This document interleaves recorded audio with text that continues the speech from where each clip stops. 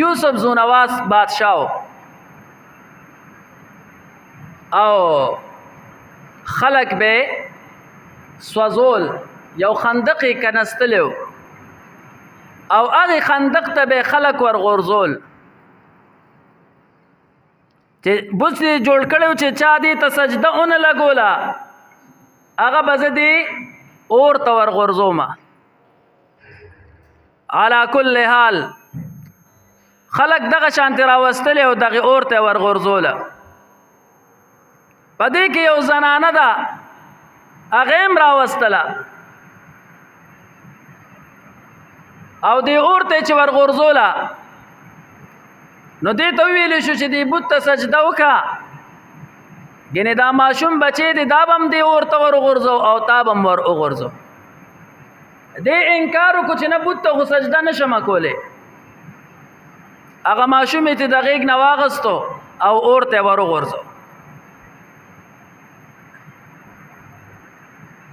چې کله اور ته ورغورځو دا زنانه او یریده او قریبه و چې بت ته سجده کړې وه ځکه چې د چا اولاد د هغه د سترګو دروان دی وفات کیږي او بیا یې ورله څوک وجني نو په دې انسان باندې به څه تېرېږي دغه زنانه دې ته مجبوره شوه چې دې بت ته به سجده وکړم دا زما بچې به م ترې واپس راوباسي او زه به م د دې اور نه بچ شم هغه ماشوم چې د مور پې خوړل خبرې ورله نه ورتلې الله رب ذوالجلال په دغه اور کې گویا کو مور ته وی بت ته سجده ونه کې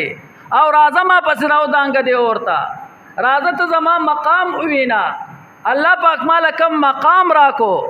دا کم باغونه دي دا کم ګلونه دي اور ته راودانګه مور یې چې دا واورېدل زر یې اور ته ورټوپ کړې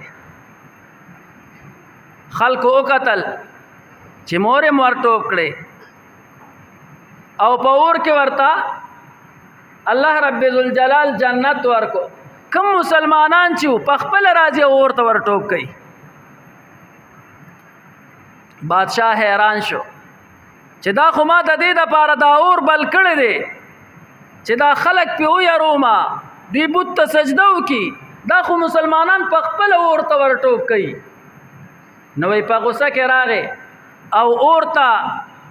لګیا شو دا بادشاہ چې ته دا خلک ولې نه سوځې آیا ستا طاقت ختم شو او که ته اور پاتې نه شوې خلک تا ته په خپله دردانګي دا خو ما ته د دې دپاره بل کړی وې چې دا خلک اوسېځي ته دې خلکو ته عذاب ولې نه ورکې دا ولې نه سوځې الله رب ذوالجلال ورته وی اور گویا کو چې زه هم هغه اور یم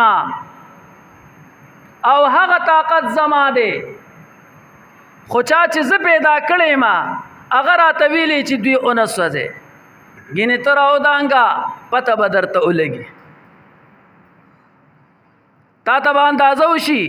چې زه څنګه سوځول کومه خو ما ته د هغې چا د طرف نه حکم دی چا چې زه پیدا کړی یم زه ځکه دا خلک نه سوځوم